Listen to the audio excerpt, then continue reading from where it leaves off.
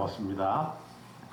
오늘은 후손에게 복이 있으라 시편 112편 1절로 2절의 말씀입니다.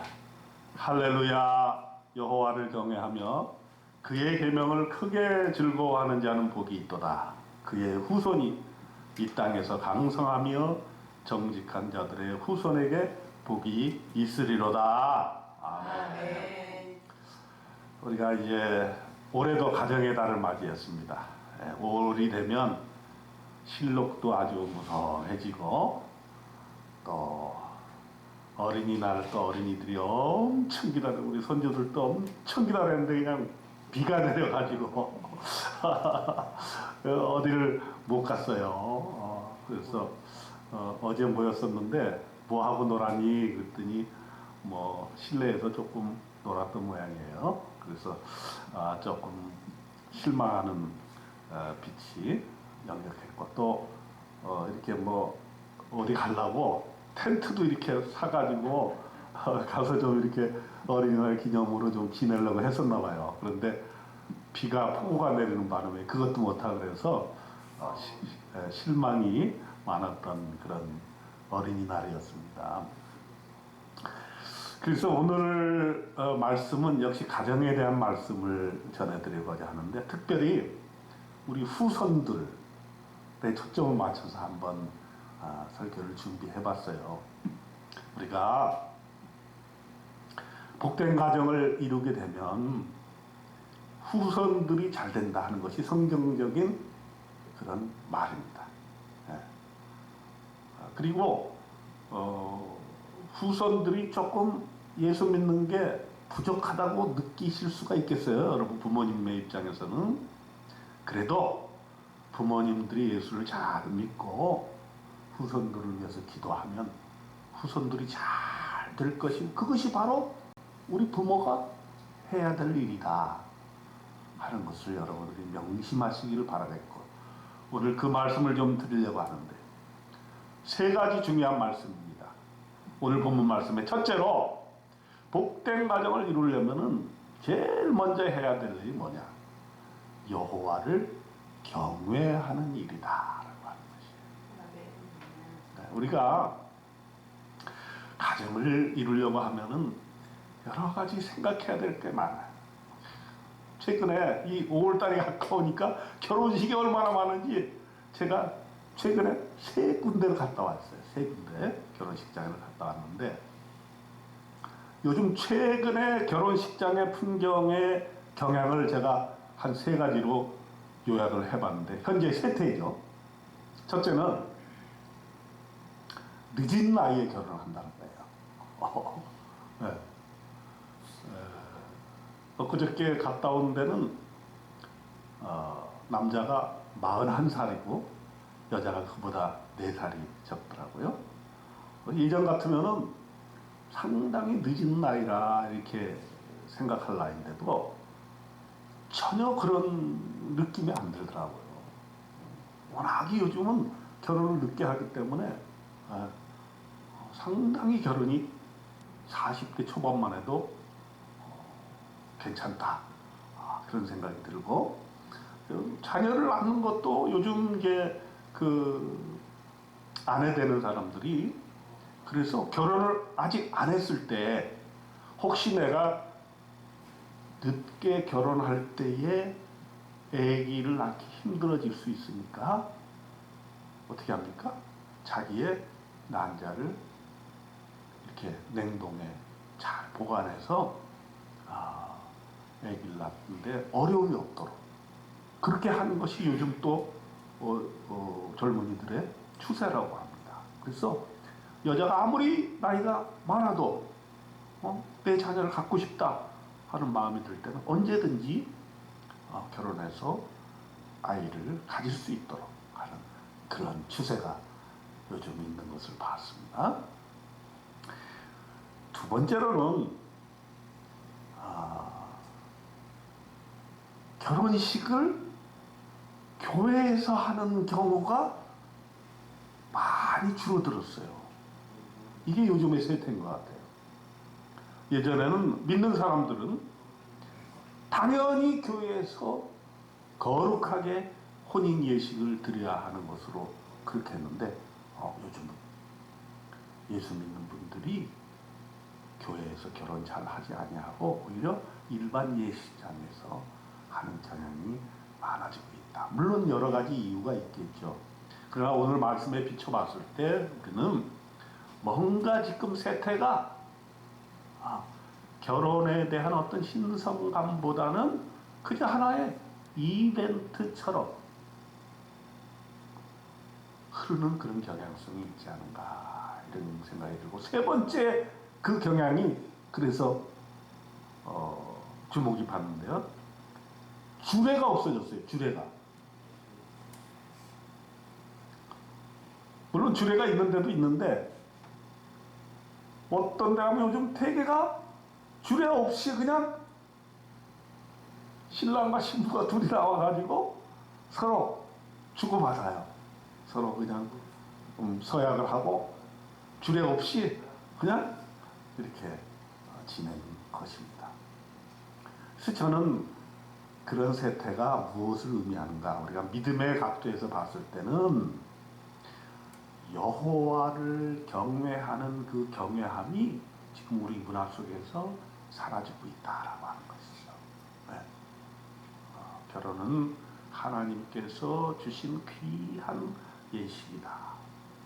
또 우리 가정은 그렇기 때문에 하나님이 복 주시고 하나님이 중심이 되어야 되는 것이 바로 가정인데, 그렇지 아니하고 출발부터 하나님 없이 출발하는 경우가 많아졌다라고 하는 것입니다.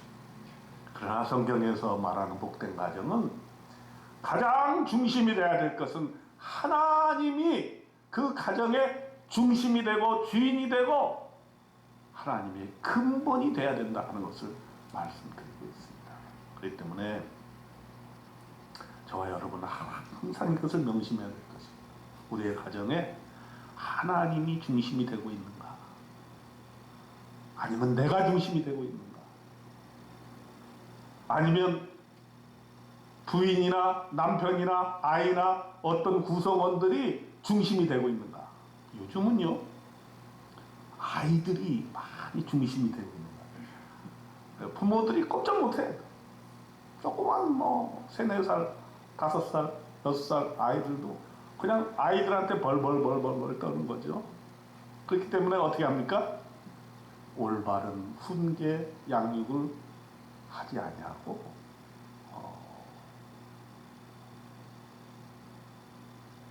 아이가 해달라는 대로 쩔쩔매는 부모들이 많이 있습니다. 물론 요즘에 또 가정폭력도 많아지죠. 물론 그런 면을 우리가 무시할 수는 없습니다. 어제 이제 우리 어버이날에서 자녀들하고 모였을 때 이제 학교 얘기가 나왔어요. 요즘에 학부모들이 너무 아주 그냥 자기 주관이 강해가지고 자기 아이만 생각한다는 거예요. 그래가지고 훈육을 못한대요, 선생님. 예를 들어서 선생님이 애가 하도 천방지축으로 날뛰고 이러면은 너 가서 저 뒤에 가서 손 들고 서 있어. 이렇게 해야 되는 거 아닙니까? 근데 요즘 그거 잘못했다가는 고소를 당한대요. 아이 학대했다고. 자기 아이 학대했다고 담임 선생님이 고소를 당한다고. 그리고 교장 선생님도 그 담임 선생님을 도와주지를 않는다는 거예요. 그건 너의 문제다. 네가 알아서 잘 해결해야지. 나도 어쩔 수가 없다. 이런다는 거예요. 그래서 선생님들이 너무너무 힘들어한다는 얘기를 들었습니다.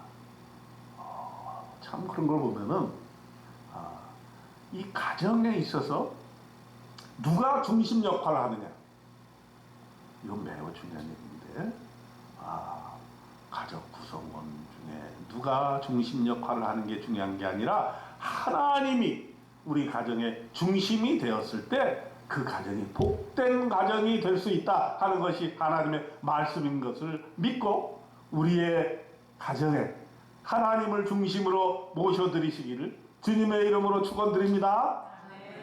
네, 우리 꼭 그렇게 가정을 이끌어 나가십시다. 두 번째로 오늘 말씀에서 주고자 하는 것은 뭐냐면 말씀을 즐거워하는 가정이 되어야 된다. 그의 계명을 크게 즐거워하는 자는 복이 있도다. 이렇게 말씀하셨잖아요. 오늘날 세상이 어느 정도로 변화무쌍하냐 하면 AI 시대가 되었어요. 이제 AI가 모든 것을 이제 대체할 수 있고 굉장히 무서운 속도로 변화될 수가 있다. 엊그저께 TV에 보니까 스티브 잡스의 일대기를 이렇게 얘기를 하면서 그 스티브 잡스가 처음에는 그 컴퓨터를 만들고 그것을 이제 팔으려고 이렇게 초창기에 많이 애를 썼는데 그것도 이제 사업이기 때문에 업앤다운이 있었나 봐요. 그래가지고 이 스티브 잡스가 하도 개팍해가지고 성격이 자기 주관을 절대로 양보를 안 한다. 그래가지고 자기 동업자를 쫓아내려고 이사회를 소집을 했대. 그래서 이제 저놈을 쫓아내고 내 마음대로 한번 이 회사를 운영해야 되겠다 했는데 그 이사회에서 오히려 스티브 잡스를 쫓아내는 결론을 냈대요. 다 찬성을 했대. 왜냐하면 스티브 잡스가 머리는 똑똑하고 뭐 상당히 뛰어난 사람이긴 한데 너무 자기 주장이 강해가지고 이 회사가 수익을 낼 수가 없다. 그래가지고 쫓겨났던 적이 있다고 해요. 그래가지고 이제 쫓겨나가지고 다른 회사를 설립하고 뭐 이제 뮤직, 아이팟 이것을 뭐 들을 수 있게 개발을 하고 마지막에 아주 위대한 인류의 개발품을 만들었죠. 그게 뭐죠? 네, 아이폰. 핸드폰을 이렇게 만들어내게 되었습니다. 그래서 이건 정말 우리 인류 사회에 있을 수 없는 놀라운 발명품이죠. 굉장한 발명품입니다. 이게 핸드폰이 우리 손아귀에 들어오면서 이걸로 뭐든지 다 지금 할 수 있게 되는 거예요. 그죠? 심지어 제가 예전에 그 이스라엘에 갔었을 때 핸드폰으로 여기 예배하는 신앙을 다 같이 이렇게 새벽에 같이 예배를 드렸던 드리면서도 참 실감이 잘 안 났어요. 어떻게 이렇게 대한민국하고 멀리 떨어진 이스라엘에서 함께 예배를 드릴 수 있는가. 참 놀라운 일이었어요. 근데 앞으로는 더 엄청난 시대가 지금 우리 앞에 놓여 있는데 AI가 인간을 대신하는 여러 가지 이제 영역이 나타날 수 있다라고 하는 것이죠. 그러니까 오늘날 세대는 어떤 예전의 기준이 오늘날의 기준이 될 수 없고 오늘날의 기준이 또 다음 세대의 기준이 될 수가 없어요. 그렇게 아주 혼란스럽고 미래를 예측하기 어려운 시대에 우리가 살고 있다는 것이죠. 참 우리가 자녀 문제를 보더라도 몇 년 전까지만 해도 우리가 그런 구호를 듣고 자랐잖아요. 덮어놓고 낳다 보면 거짓 잉세 못 면한다. 그런 얘기 여러분 들으신 적 있으시죠? 네. 그때만 해도 애를 낳지 말라. 둘만 낳아 잘 기르자.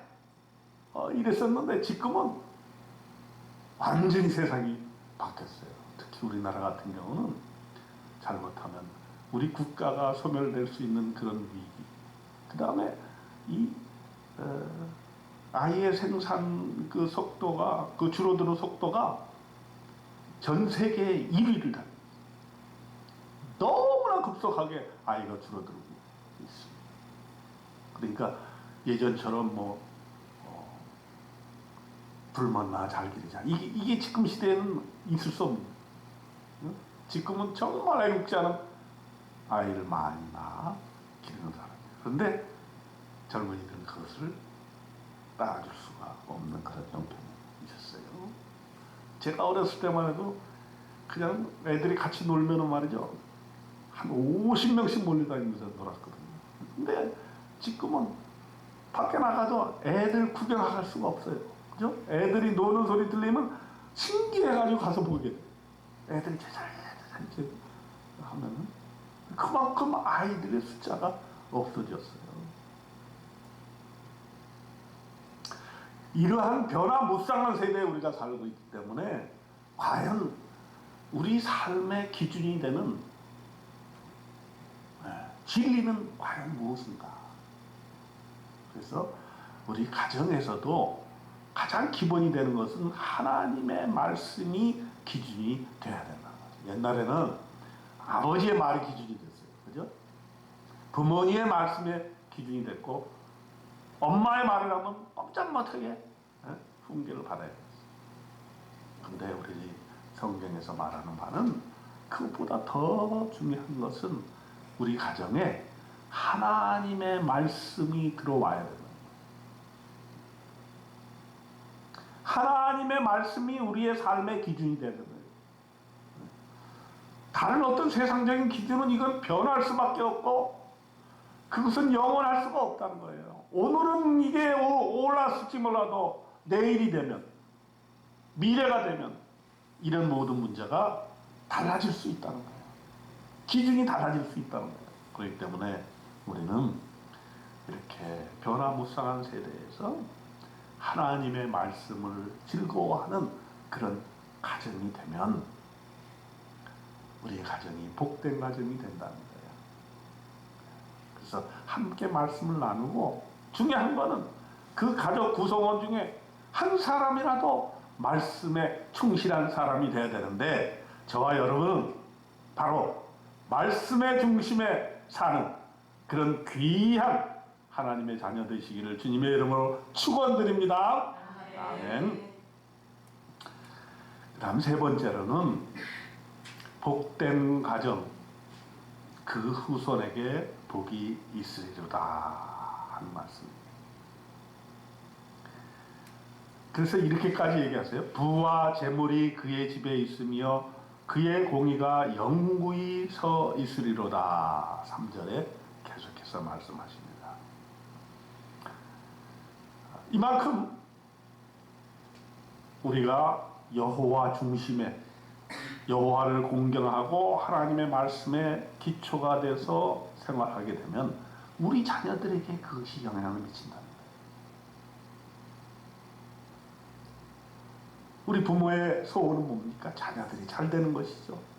자녀들이 복된 자녀가 되는 것이죠. 자녀들이 어떻게 하면 잘 살 수 있을까? 언제나 노심초사하면서 기도하지 않습니까? 하나님께서 말씀하십니다. 복된 가정이 되면, 하나님을 중심으로 하나님 말씀의 기초 위에 서 있으면 우리 가정이 복된 가정이 되고 그것이 자녀에게 큰 복이 돼서 흘러넘치게 될 것이다 하는 거예요. 지난 수요일 날 그 남부교도소를 갔어요. 그 국군교도소는 저희가 몇 년 전에 가본 적이 있는데, 이제 코로나 이후에 남부교도소를 이렇게 갔는데, 거기에 이제 남부교도소에서 특별히 소년수들만 이렇게 17세 이하 소년수들만 이렇게 모아서 그들을 이제 교정시키는 그러한 기관이 있었어요.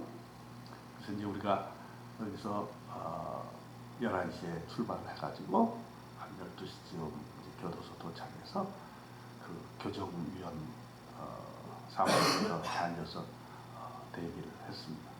그랬더니 이제 거기 김기동 목사님 그 상황판을 이렇게 보여주는데 참 여러 사람들이 교도소 복음을 전하기 위해서 애쓰고 있는 것을 많이 보았습니다. 그리고 우리뿐만 아니라 수녀님도 오시더라고요. 그래가지고 이렇게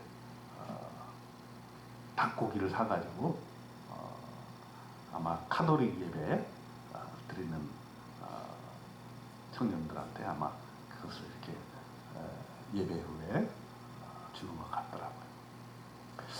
근데 이제 교도소 시간이 돼서 이제 이렇게 들어가는데, 야, 그 철문이 여러 개가 있더구만요.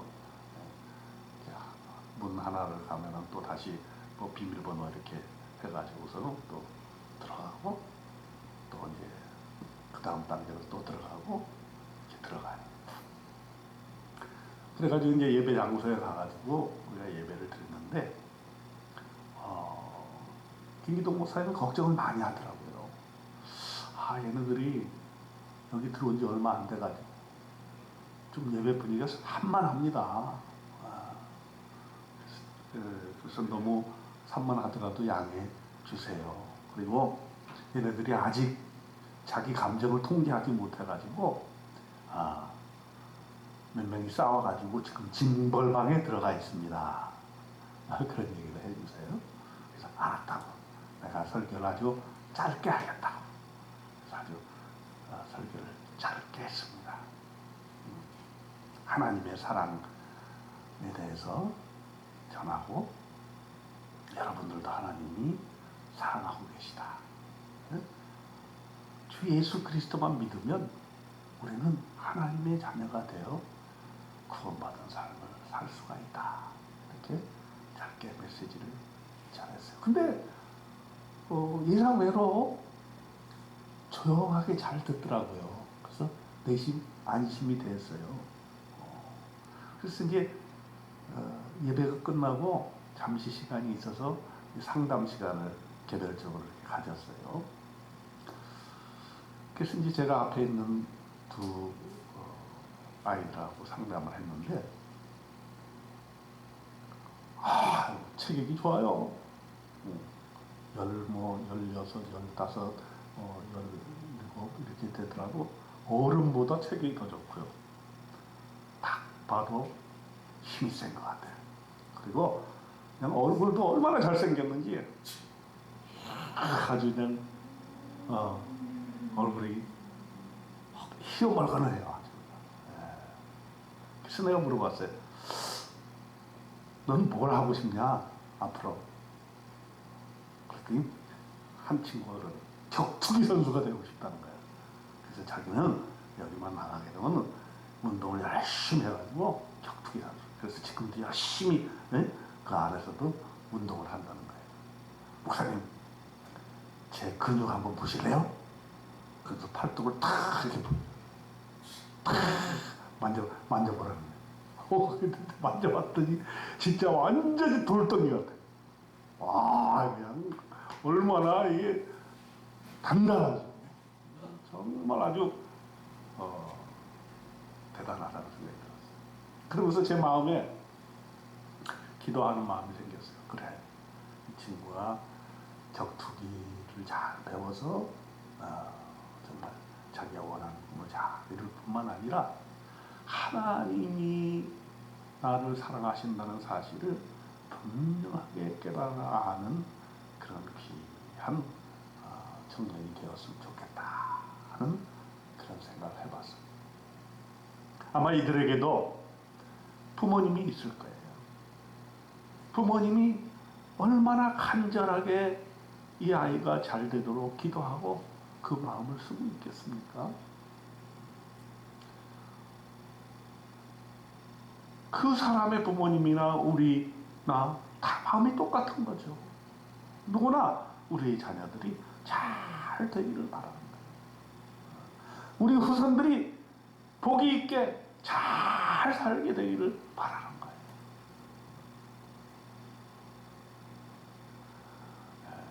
우리가 우리 부모님들이 지금 살 만큼 어느 정도 이제 살았으면 우리가 느낄 만한 때가 되었습니다. 뭐냐 하면, 자, 물론 여기서 보면은 부와 재물이 그의 집에 있을 것이다 라고 얘기했습니다만은, 우리가 참 돈을 벌기 위해서도 애를 써봤고, 또 어떤 지위에 오르기 위해서도 애를 써봤고, 명예를 얻기 위해서도 애를 써봤습니다. 그런데 정말 우리에게 귀하게 남아있는 것은 무엇입니까? 우리 자녀들과 우리의 믿음, 하나님이 우리와 함께 하신다는 것, 그것이 우리 인생에서 가장 남는 장사가 아니었나, 그런 생각을 해보는데, 여러분의 생각은 어떠세요? 여러분, 우리가 앞으로 남은 생애 동안에 정말 하나님만 섬기면서 하나님 말씀만을 기초로 삼으면서 우리 자손이 잘 되게끔 기도하면서 그렇게 사는 우리 가정이 됐으면 좋겠어요. 그것이 복된 가정이 아니고 무엇이겠습니까? 이런 복된 가정 저와 여러분 이루어 나가시기를 주님의 이름으로 축원드립니다. 아멘. 기도하겠습니다.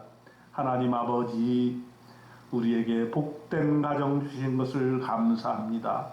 나에게 귀한 부모님 주신 것을 감사합니다. 나에게 좋은 자녀 주신 것도 감사합니다. 우리가 하나님이 주신 이 복된 가정을 잘 이루기 위해서 하나님 떠나지 아니하고 하나님 중심되고 하나님 말씀이 중심이 되는 그러한 가정을 이루어 나갈 수 있도록 내가 먼저 주님 앞에 나아오고 내가 먼저 주님 앞에 기도해서 우리 가정을 회복하고 우리 가정을 복된 가정을 이루게 하는 중추적인 역할을 하도록 하나님 축복하여 주시옵소서. 가정의 달에 하나님 우리 모두가 복된 가정 이루어 나갈 수 있도록 하나님 축복하여 주시옵소서. 우리 주님 예수 그리스도 이름으로 간절히 기도드리옵나이다. 아멘.